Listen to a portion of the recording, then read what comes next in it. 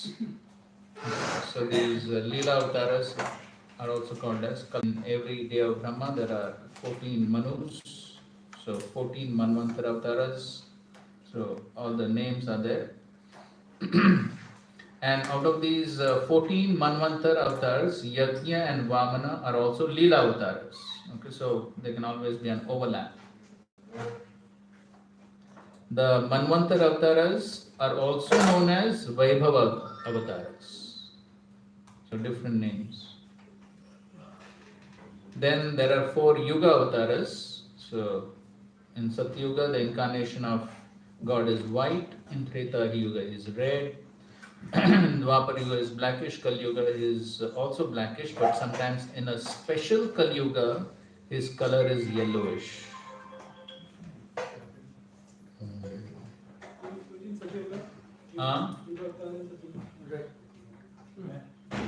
You are asking the name. Actually, there's some names mentioned in the 11th canto of the Bhagavatam. I don't remember those names. They're there in the 11th canto. Some names are there. As far as Shaktivesh avatars are concerned, they include Kapila, Rishabha, Ananta, Brahma. Although sometimes the Lord himself becomes Brahma.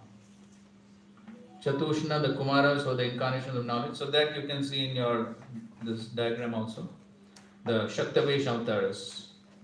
So the 4 Kumaras, they have Jnana Shakti, Narada has Bhakti Shakti, Brahma has Shrishti Shakti, Ananta is Bhudharana Shakti, Shesha is Svasevana Shakti, Prithu is Palana Shakti, and Parshuram is Dushtanashaka Virya. So these are different Shaktis that are empowered with specific Shaktis.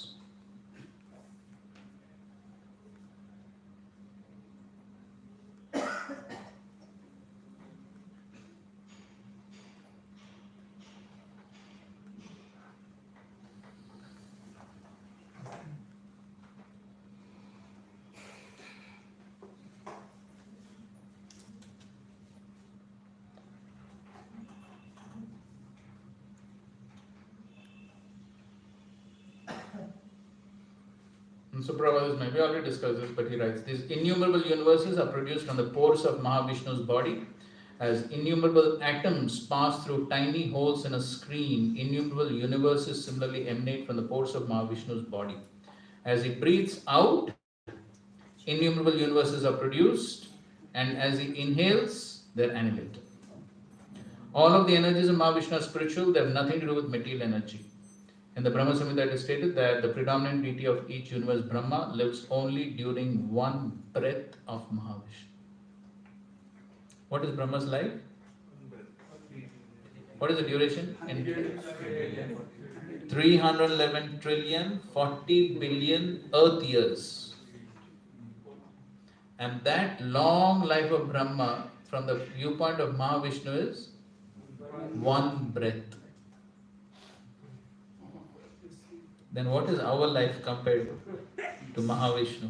In terms of Mahavishnu's breathing, what is our lifespan?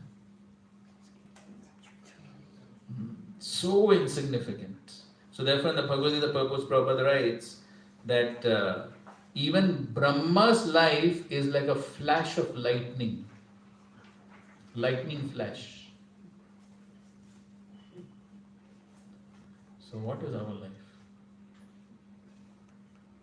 Yet we take it to be like an eternal life. You know the story of Lomas Rishi, na? Lomas Rishi. How long he lived? One hair, one of his hair falls down in one day of Brahma, correct? So like that, how many hair he must be having?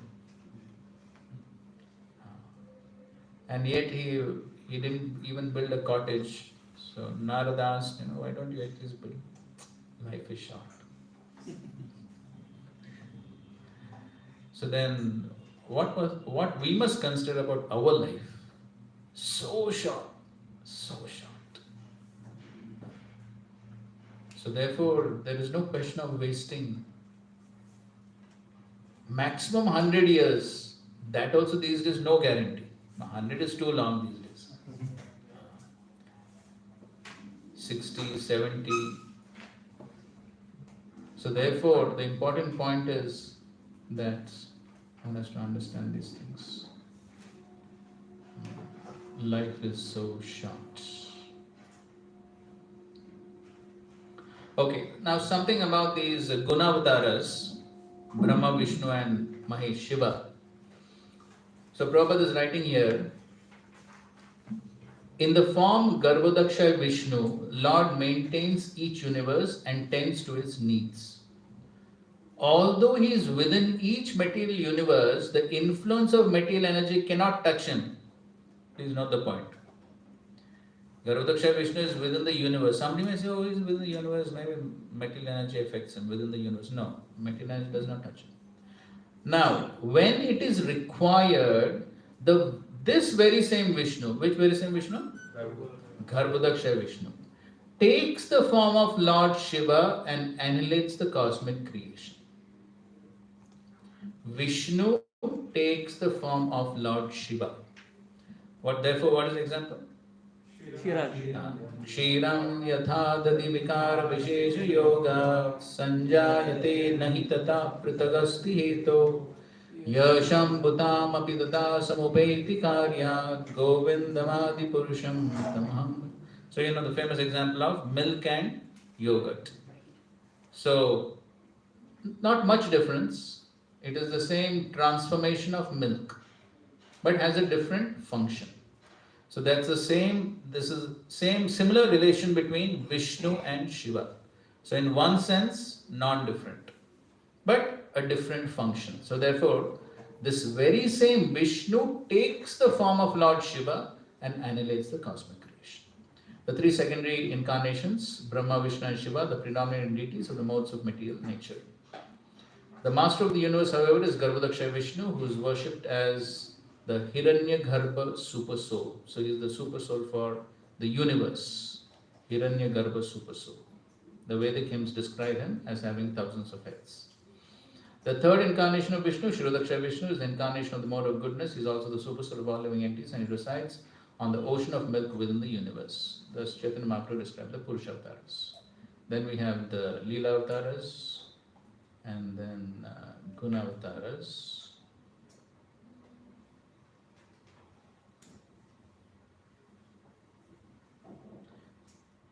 So sometimes Prabhupada says, if in some kalpa there is no suitable living entity who can act in Brahma's capacity, Garbhodaksha Vishnu himself becomes Brahma and acts accordingly. Okay, we'll read something about Lord Shiva. Similar to expanding himself as Lord Shiva, the Supreme Lord is engaged when there is a need to annihilate the universe. Lord Shiva, in association with Maya, has many forms, which are generally numbered at 11. Okay? So Lord Shiva, in association with Maya, the material energy, then he expands himself, Shiva expands himself into these 11 Rudras. Lord Shiva is not one of the living entities, he is more or less Krishna himself. The example of milk and yogurt is often given in this regard. Yogurt is preparation of milk, but still yogurt cannot be used as milk. Similarly, Lord Shiva is an expansion of Krishna, but he cannot act like Krishna, nor can we derive the spiritual restoration from Lord Shiva that we can derive from Krishna. The essential difference is that Lord Shiva has a connection with material nature, but Vishnu or Lord Krishna has nothing to do with material nature. Okay? So Lord Shiva he is in charge of the Tamogun, sometimes even becomes affected by Tamogun, very rarely. When was he affected? Okay, he became angry. Brigumani tested them. Yes. Then? In Mohini Murti Avatar also he became a little bewildered. Of course, though that was by Yogamaya potency.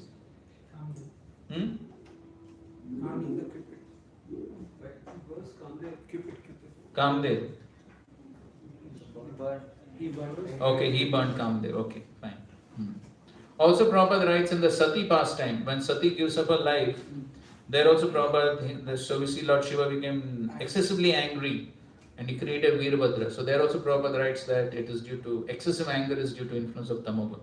But Lord Vishnu never comes under the influence of the modes. That's the difference.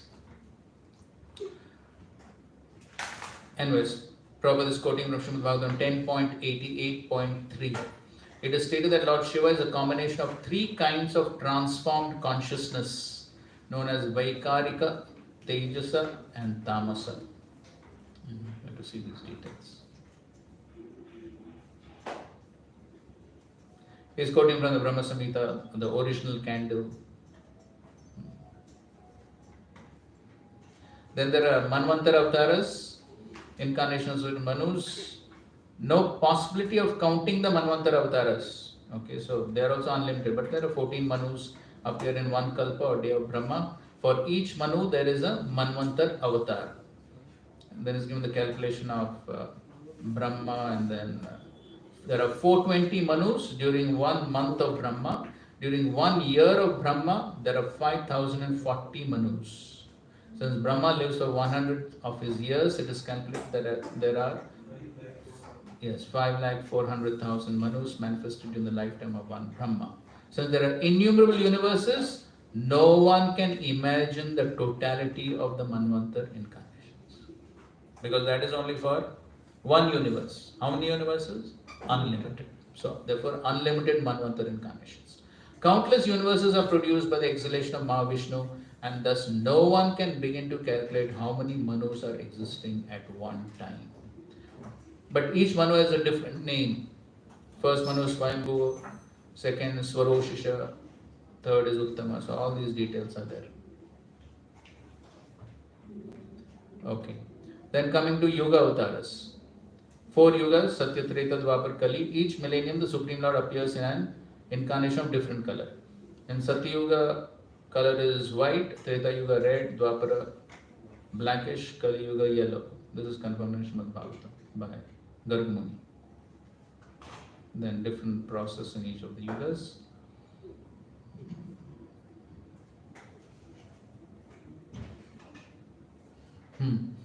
Something interesting. Huh? So, as we know, in each of the yugas, there's a different process for self-realization. Now he says that in the Dwapar millennium, Krishna was personally present, and the process of self-realization for everyone in that age was what? Yes, worshipping him, that is Krishna. He was blackish in color, he was the incarnation of Supreme Personality of God himself, induced people to worship him. As stated in Bhagavad Gita. Srimad Bhagavatam 11.5.29 states that in the Dwapar millennium, people generally worship the Supreme Lord by chanting the following hymn. Okay, so you see this mantra that they were chanting was quite difficult to chant. Unlike the Hare Krishna mantra. So this is Namaste Vasudevaya Nama Shankarshanaya Cha Pradyumna Aniruddhaya Tubhyam Bhagavate Namaha. So one has to chant this on the beats. Not so easy, isn't it?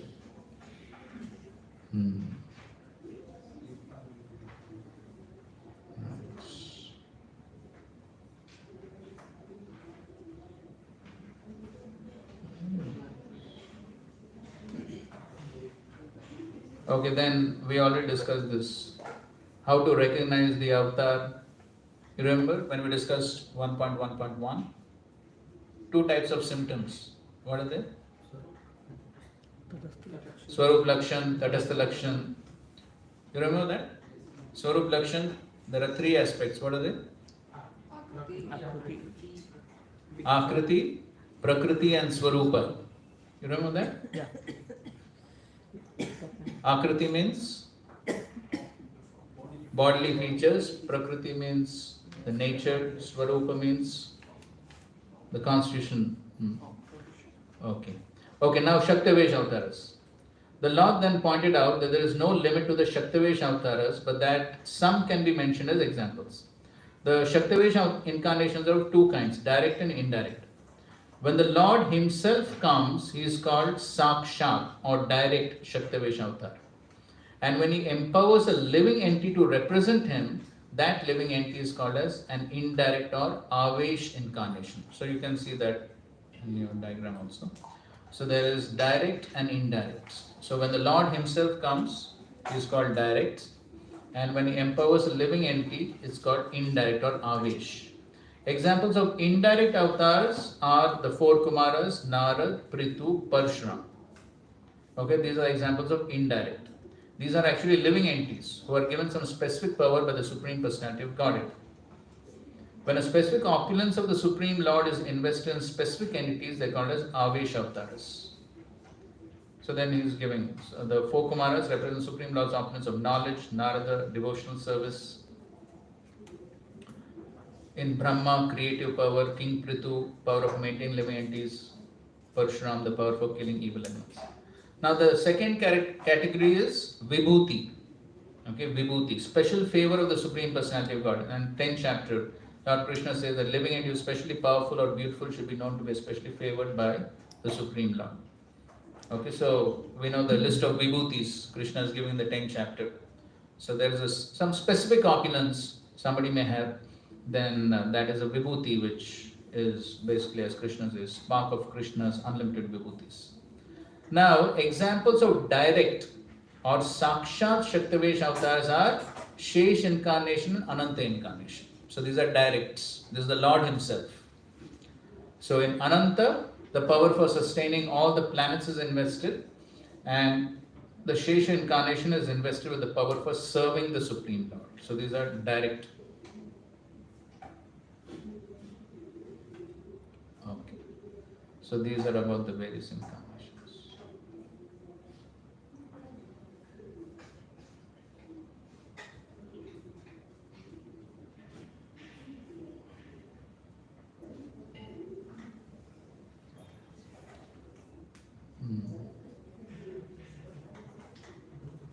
Okay, just an interesting point. There's some more details mentioned, but the point is all the pastimes of Krishna can be seen in any one of the universes. So the example of the sun. Okay, so just like the sun is always present somewhere, so similarly Krishna's pastimes are also always present somewhere in the universe, some universe. So Lord Krishna remains in this universe for only 125 years, but all the pastimes of that period are exhibited in each and every universe. These pastimes include his appearance, the activities of his boyhood, youth, the later pastimes, including those at Dwarka. Since all these pastimes are present in one or another of the myriad universes at any given time, they're called eternal. Just as the sun is eternally existing, although we see it rise and set, appear and disappear according to our position on the earth. So Krishna's pastimes are eternally going on, although we can see them in this particular universe only at certain intervals.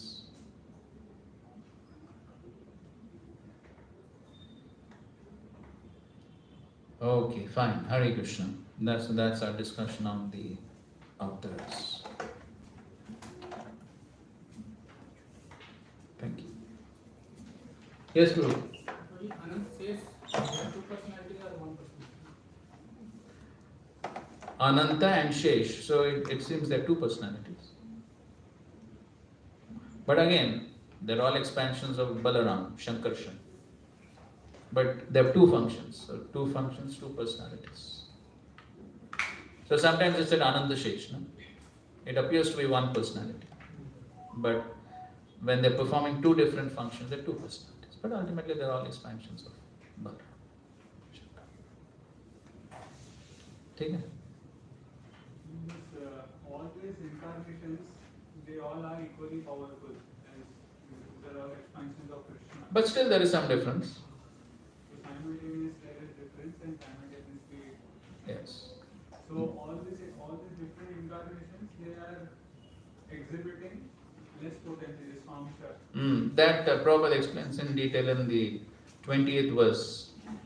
And that purport he describes. But then these are all capable of doing all activities like what Krishna can do. No. They have specific potencies, they can do certain activities. So only Vraja Krishna is complete in all opulences, in all energies. He can do anything, everything, but he empowers a certain specific avatar to perform a particular function according to the need, so that much of potency. So. One is what they exhibit according to the need, another is their capability. So even the capability is not complete like Krishna. So then how come it is same then? They're not different in the sense they are all Satchidananda, they are all Vishnu Tattva. So in those respects they are same. But still there are some differences. So they are same in the sense they are all Vishnu Tattvas. They are all spiritual, transcendental. They are almost as powerful as Krishna, but still there's some difference.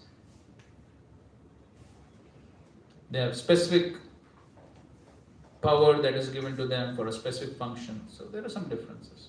Again, we'll see that when we read the 20th verse. It's in this one line came the Vedic hymns regarding the Garbhodakshaya Vishnu. The Vedic hymns describe him having thousands of heads. Same line Prabhupada mentioned in the Padma. Correct. So relation, some relation Garbhodakshaya Vishnu and Virat Prabhupada, like this line is mentioned. Yes, so basically Garbhodakshaya Vishnu is also there in the universe. So basically, so Garbhodakshaya Vishnu, when he's present throughout the universe, so therefore, that's basically Virat Roop. That's what Krishna shows to Arjuna, isn't it? The Virat Roop with thousands of heads and all that. So that is basically what is the Virat Roop. So means Garbhodakshaya Vishnu when is glorified as thousands of it, that is Virat Roop. Yes, that's only Virat Roop, Vishwaroop, all same. And one more question, this, here it is mentioned that Purusha avatars have nothing to do with the material creation, but when means with relation to Krishna, I in CC mostly it's mentioned, not wrong. Between when the difference is mentioned in the Krishna and the Purusha avatars, that Purusha avatars have to meddle with material creation, and Krishna has not to do. Yes, where it is mentioned. Yes, but even the Purusha avatars, they don't do so much directly. Even that is indirect. Like Mahavishnu's glance also doesn't go directly on to the material energy. That also goes through Shiva and Parvati. So Shiva and Parvati are directly involved with the creation. Shrishti, Sthiti, Pralaya, Sadhana, Shakti, Rekha, Chayeva, Yasya, Bhuvanani, Vibharti, Durga. Durga is doing Shrishti, Sthiti, Pralaya. Everything she is doing. But then she is Chaya. So therefore she can do only when she is empowered by Krishna. But then Shiva, Parvati, they are directly involved. So the Vishnus always remain on the transcendental platform. But then, unless they empower, then things don't move. The glance is required for things to move. Adhyaksha. Direction. Green signal somebody has to give. Then only things will move. Just for giving this green signal, the priority of the superiority of Krishna is there. Yes. Somebody has to give green signal. So without sanction, nothing moves, correct? But somebody should be there to give sanction. Others, everyone will say, I can give sanction on my own. Then there will be a problem, no?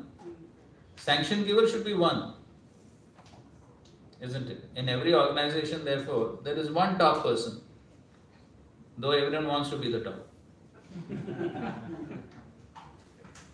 But if everyone is given liberty to do whatever they like, there's a problem, isn't it? So one person has to give direction.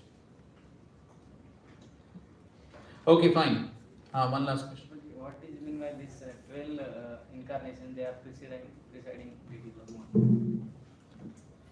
So yes, so all the months have been named according to these 12 avatars.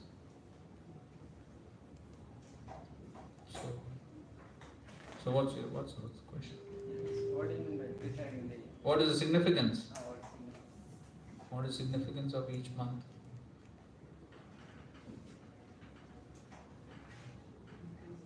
I don't know. Somebody knows? What is the significance? significance means these incarnations they are related to this month. Is what it is. So each month is named according to these incarnations. Why? So you are asking why? Why? Any answers to this why? So you know something? Why? Why these months have been named according to this? Why not some other names?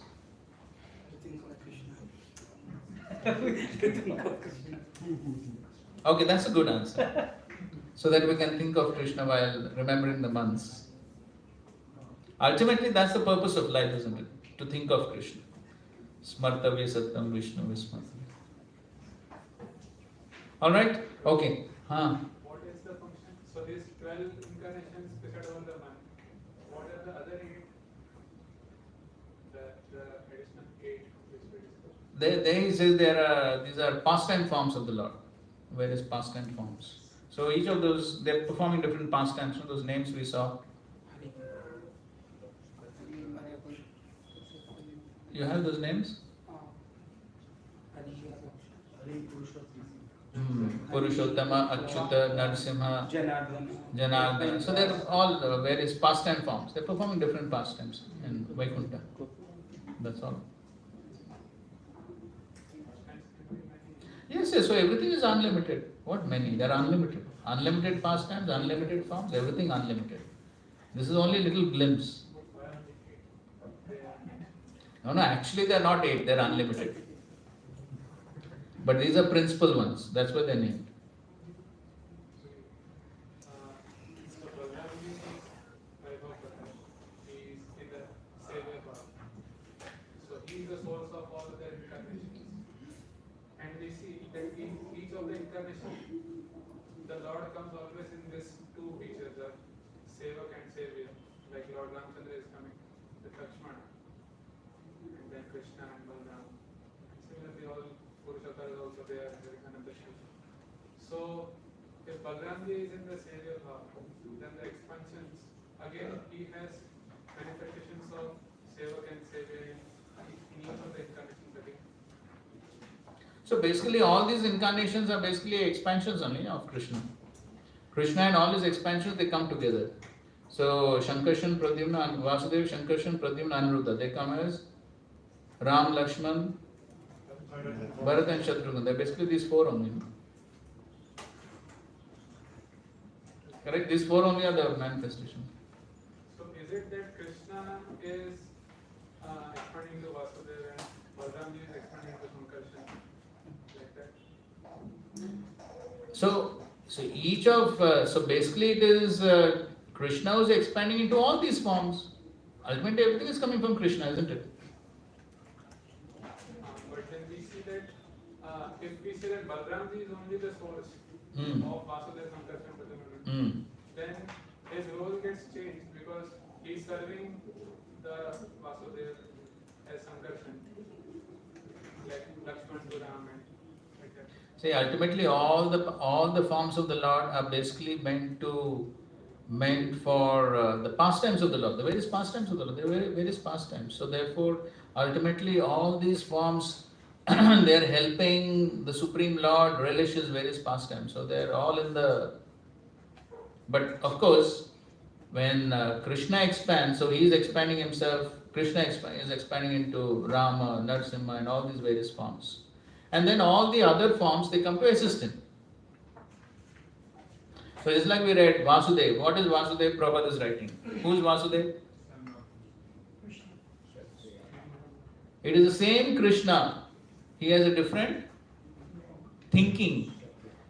Same Krishna, when he thinks himself to be Kshatriya, becomes Vasudeva.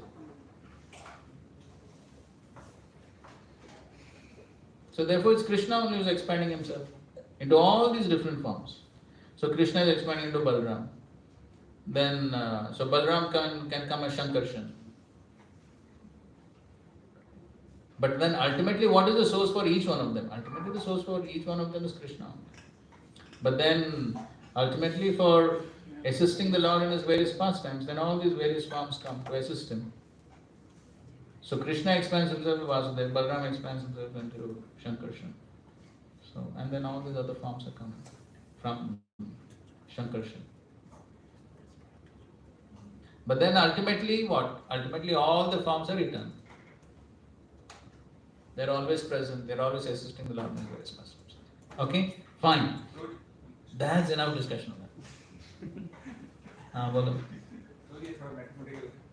I'm very poor in mathematics, first of all.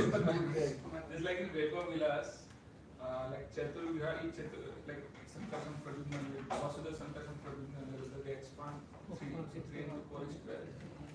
Prabhupada separately, they all expand again into 2. No, the original 4. 4 expanded. First one. Yes, the 4. The 4 into 2, each 2, 8. Okay. Alright. Okay. Now from the 6th verse onwards comes the list of Leela Avtaras, and all these Leela Avtaras are described in great details in the further cantos of the Bhagavatam, but we will just read the translations of all the verses from 6 to 25. Okay? So we'll just read in line.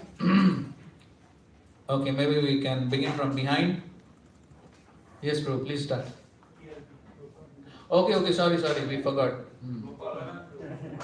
Gopalam Prabhu, yes.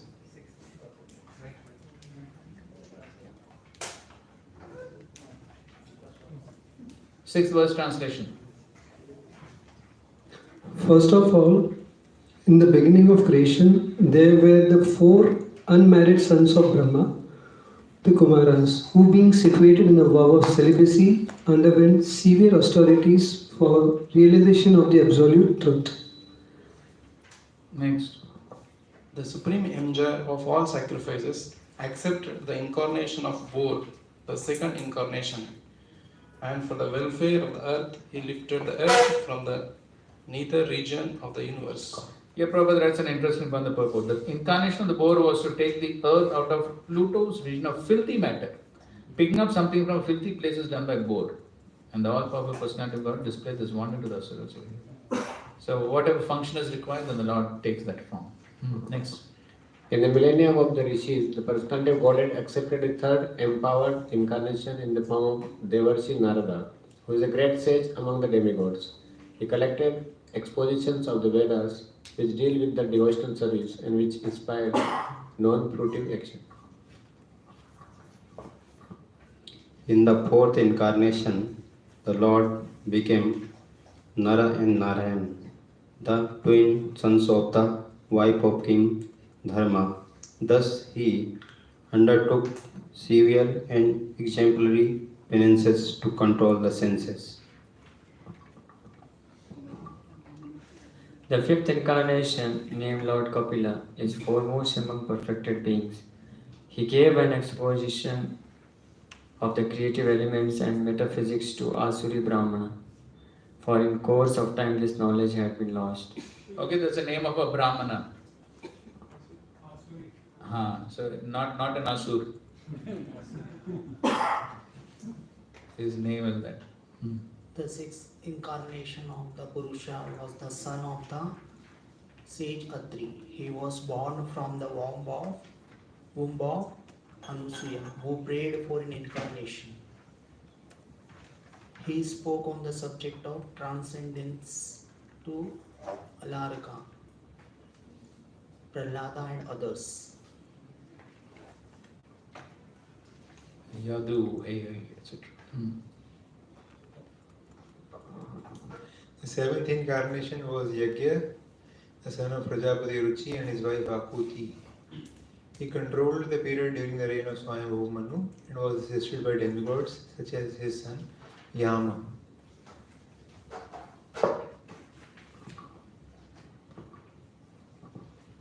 The eighth incarnation was King Rishabha, son of King Nabhi and his wife Meru Devi.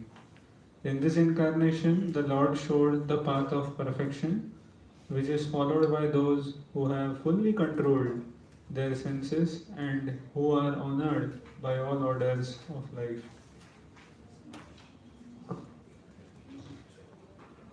O Brahmanas, in the ninth incarnation, the Lord prayed for by sages, accepted the body of a king, Prithu, who cultivated the land to yield various produce, and for that reason the earth was beautiful and attractive. Text 15. When there was a complete inundation after the period of the Chakshushamanu, and the whole world was deep within the water, the Lord accepted the form of a fish and protected Vaivasvata Manu, keeping him on a boat. Text 16. The 11th incarnation of the Lord took the form of a tortoise, whose shell served as a pivot for the Mandarachal hill, which was being used as a churning rod by the theist and atheist of the universe. 17. In the 12th incarnation, the Lord appeared as Dhanvantari, and in the 13th, he allured the atheist by the charming beauty of woman and gave nectar to the demigods to drink. That's mine. 18th. In the 14th incarnation, the Lord appeared as Narasimha and bifurcated the strong body of the atheist Hiranyakashipu with his nails, just as a carpenter pierces cane. In 15th incarnation, the Lord assumed the form of dwarf Brahman Vaman and visited the arena of sacrifice arranged by Maharaj Bali. Although at heart he was willing to regain the kingdom of three planetary systems, he simply asked for donation of 3 steps of land. In the 16th incarnation of the Godhead, the Lord as Bhrigupati annihilated the administrative class, Kshatriyas, 21 times, being angry with them because of their rebellion against the Brahmanas, the intelligent class. Thereafter, in the 17th incarnation of Godhead, Sri Vyasadeva appeared in the womb of Satyavati through pra ceremony, and he divided the one Veda into several branches and sub-branches, seeing that the people in general were less intelligent.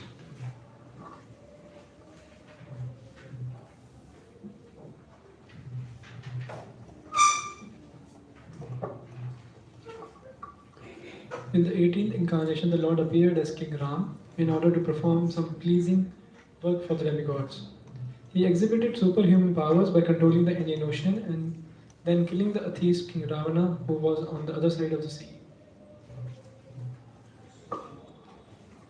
In the 19th and 20th incarnations, the Lord advented himself as Lord Balaram and Lord Krishna in the family of Vrishni, the Yadu dynasty, and by so doing, he removed the burden of the world.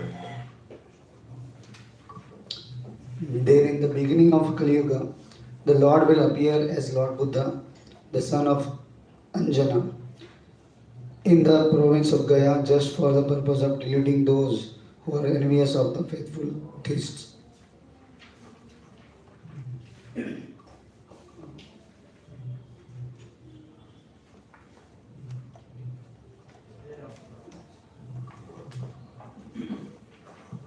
Thereafter, at the conjunction of the two yugas, the Lord of the creation will take his birth as the Kalki incarnation and become the son of Vishnu Yasha. At this time, the rulers of the earth will have degenerated into plunderers. Okay, read 2 more. O Brahmanas, the incarnations of the Lord are innumerable, like rivulets flowing from inexhaustible source of water. Okay, so here said avatara hi asankhya. Asankhya, innumerable avatars, unlimited. All the rishis, Manus, demigods, and descendants of Manu, who are especially powerful, are plenary portions or portions of the plenary portions of the Lord. This also includes the Prajapatis. Okay. And the next verse is the famous verse which we'll discuss after the break. Thank you very much. Srila Prabhupada ki jai, Granthra Srimad Bhagavatam ki jai, Samved Gaur Bhakta Vrinda ki jai. Hare Krishna, Krishna Krishna, Hare Hare, Hare Rama, Rama Rama, Hare Hare. Attendance, please. Abhay Arjun Guru? Not there. Aditya Ram Guru? Advaita Karuna Guru? Akshay Prabhu is not there. Anantanasan Prabhu? अनंत रूप गौर प्रभु, बंद ही नहीं हो रहा। अंशुमन प्रभु,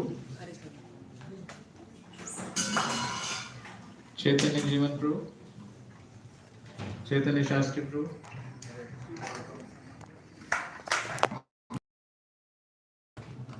Durga Prasad. I think you change your position.